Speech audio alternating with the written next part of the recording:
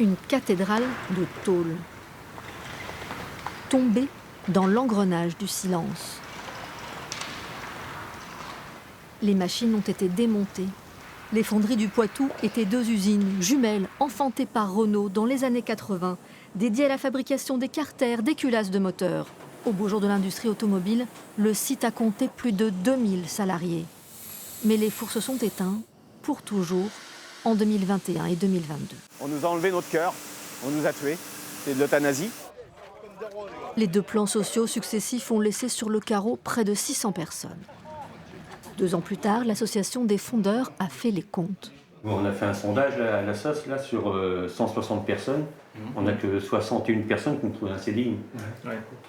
Le reste, c'est de l'intérim, beaucoup d'intérim. Les formations, il y en a qui n'ont rien trouvé. Cette fermeture, c'est une blessure pour le bassin industriel de Châtellerault. Un symbole, parmi d'autres, de la désindustrialisation en France. Ce secteur du Nord-Vienne reste néanmoins, avec 34%, le taux d'emploi industriel le plus élevé de la région Nouvelle-Aquitaine. Alors, la mécanique s'est-elle grippée ou est-elle en cours d'hybridation? Et quel est le carburant?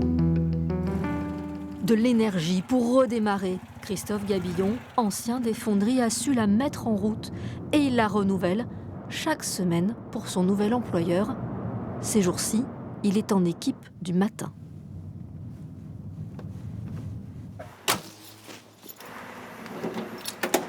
La journée commence. La journée commence. Vous levez à quelle heure en général? 4h30. 4h30. 4h30, ouais. C'est important d'être à l'heure? C'est important d'être à l'heure, ouais.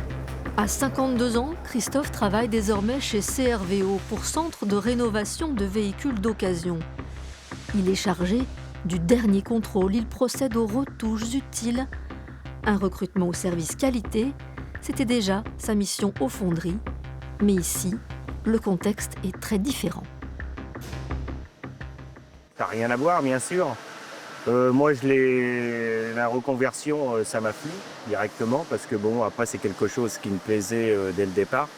Et puis, la chance qu'on a eue, c'est que ça s'est ouvert ici dans le coin parce qu'avec toutes les 2 usines qu'on fermait, ça manquait quand même, quoi. Retrouver un emploi stable rapidement, c'était aussi l'objectif de Sébastien Dupuis, 46 ans. J'étais aux fonderies du Poitou avant. Et quand j'ai su que ça allait commencer à fermer, j'ai commencé à chercher. Et au bout de 2-3 mois, j'ai postulé ici. Donc j'avais pas eu de réponse la première fois. Après, je suis passé par Pôle emploi. J'ai eu ma réponse. Ils m'ont pris à l'essai. Et du coup, ça fait un peu plus de 3 ans que je suis là. J'adore mon métier, j'adore ce que je fais. Sébastien et Christophe font partie des 180 salariés de CRVO. Ce nouveau voisin des fonderies est implanté sur une ancienne friche, désormais dédiée au reconditionnement des véhicules d'occasion. Bonjour. Ça va Alex? Vous allez bien? Très bien. Bonjour Théo. Celui qui dirige ici n'a que 33 ans. Damien Paillet chapeaute ses différents ateliers où transitent 14 000 voitures en moyenne chaque année. Pour se développer, assez vite, le groupe a réglé son moteur sur le Châtelleraudais.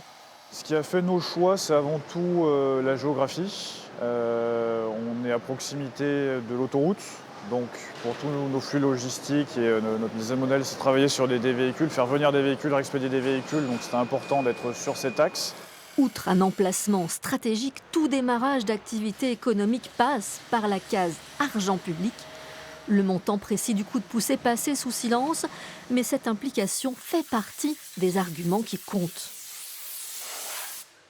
Il y a des subventions sur des équipements industriels particuliers et également des relations, des mises en relation privilégiées, notamment avec France Travail, pour nous aider à trouver les bons profils et nous donner également du budget pour former nos futurs bons profils. C'est surtout, on sent que la région, le département sont là pour l'emploi durable.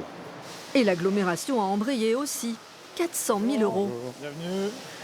Ah, ça a changé depuis la dernière fois que je suis venu. Il y a un peu plus de voitures.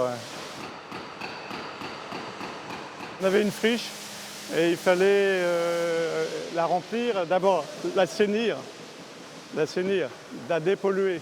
Et ça, c'est un peu au niveau de l'agglo, c'est un peu notre rôle qu'on a joué.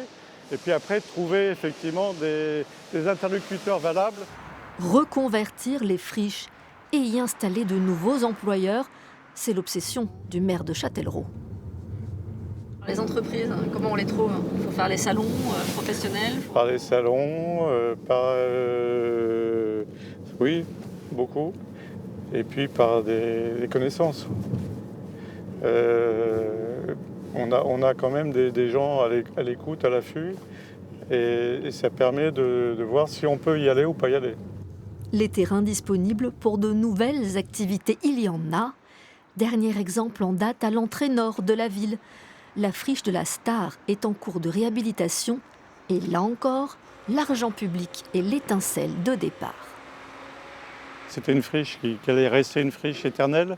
Là, on a réussi on remercie l'État parce que là, pour le coup, on a eu une subvention vraiment sans laquelle rien ne se ferait.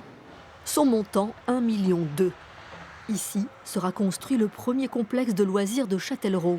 Bowling, trampoline, laser et restaurant. Le terrain reste à la ville, l'exploitant s'occupe du reste. Ça crée des emplois, hein.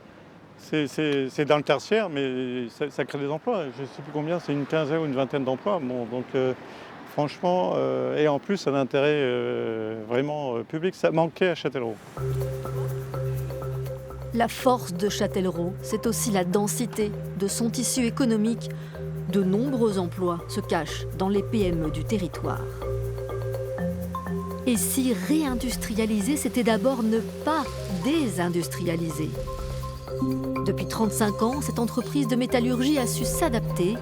David Lemaître dirige ce site expert intégré à un groupe européen. Ce qui fait la spécificité de l'entreprise, c'est la fabrication de grilles en inox. Donc pour tout ce qui est filtration industrielle, traitement de l'eau, pétrochimie et forage. 90% de la production part à l'export. Créée avec une poignée d'employés, la PME a grandi petit à petit. Aujourd'hui, à la manœuvre, 130 salariés perpétuent le savoir-faire châtelleraudais du travail du métal. Les fondamentaux sont toujours les mêmes, mais sauf qu'on les customise, comme on dit en anglais, pour pouvoir s'adapter aux évolutions des marchés. Et ici encore, travaille un ancien des fonderies du Poitou.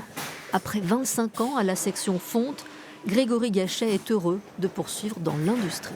On a tout à faire du réglage de la machine, l'improvisation de la matière première, la fabrication de la pièce et puis le contrôle en fin de production.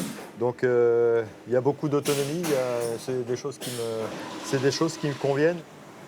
L'autre secret de la résistance aux crises est là. La mécanique humaine se doit d'être souple. Des ouvriers couteaux suisses. Faire en sorte que nos salariés puissent aller d'une machine à l'autre, puissent éventuellement aller dans l'idéal d'un métier à un autre, pour qu'on soit le plus polyvalent possible.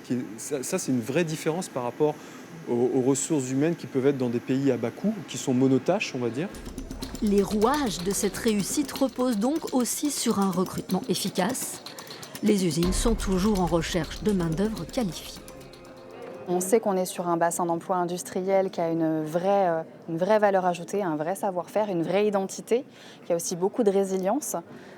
Donc en effet, on a vraiment cette chance d'avoir aujourd'hui des candidats qui ont cette expérience, cette expertise. Donc il faut à nous de les accompagner vers le bon emploi et d'ouvrir aussi les entreprises à ces bons profils.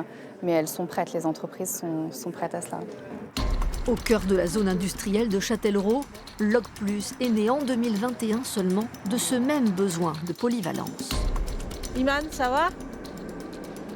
Attention tes fourches, Iman, elles frottent par terre. N'oublie pas de mettre au point mort. Estelle Aby, ex-cariste aux fonderies, transmet son savoir. Avec sa propre reconversion, elle a pris conscience de cette nécessité de la formation permanente.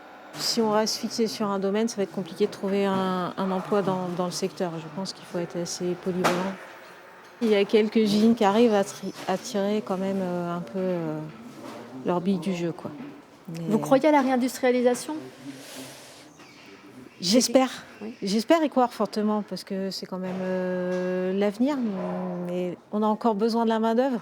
Quoi qu'on en dise, la main-d'œuvre est utile et nécessaire dans le domaine. Ici, le nombre de stagiaires est en forte croissance, plus de 1000 cette année. 8 sur 10 sont envoyés par leur employeur pour gagner en compétences et encore une fois en polyvalence. Ils peuvent entre autres se former au métier de magasinier. Alors maintenant, Sébastien, tu vas me faire quoi là après ? Après, je vais faire une peinture après. Okay. Déjà aussi là au niveau directionnel. Et la connexion à l'industrie est omniprésente avec, dernière nouveauté, l'apprentissage de la conduite de ce pont roulant, une formation déjà très demandée. Et une compétence de plus à venir pour Estelle, reconversion réussie et épanouissante pour elle. Mais qu'en est-il de son ancien lieu de travail ? Quel est l'avenir des ex-fonderies du Poitou ? C'est pas beau, hein ? C'est pas beau, certes, mais ça pourrait le redevenir, car le site est aux mains d'un nouveau propriétaire. Alban Casimir dirige une entreprise spécialisée dans le photovoltaïque. Il est de passage pour une visite de terrain. Je pense que les bâtiments qui sont en meilleur état, c'est celui-là, là-bas. Enfin, celui-là, il est clean. Ces deux-là, je pense qu'ils sont corrects. Mais voilà. Quel bâtiment rasé et qu'est-il possible de garder ?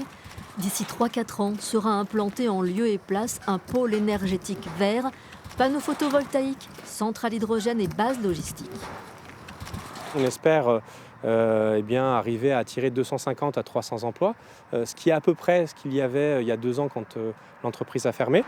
Ce site immense ne reverra probablement jamais les 2000 salariés de la fin du siècle dernier. Pour les investisseurs d'aujourd'hui, ce vaste espace disponible aux portes d'une autoroute reliant Paris à l'Espagne est malgré tout une occasion à ne pas rater. Une installation de 43 hectares, ça coupe pas les rues. C'est pas tous les jours qu'il y a une opportunité comme celle-là. Et c'est pas tous les jours non plus qu'on rencontre des parties prenantes publiques et privées qui soutiennent l'idée qu'on en avait pour revitaliser cette parcelle-là. Donc on va dire que tous les feux étaient au vert et toutes les planètes se sont alignées pour que ce soit un beau premier projet pour nous, TSE, sur la revitalisation industrielle. Donc ramener des emplois là où un tissu économique avait été touché. Et puis évidemment, vous connaissez la nouvelle PPE, donc la politique énergétique de la France, la réindustrialisation, donc qui veut dire un coût de l'énergie le plus bas possible. Et donc on est content de participer à ça. Démolition début 2025, mise en service de la nouvelle industrie à l'horizon 2030.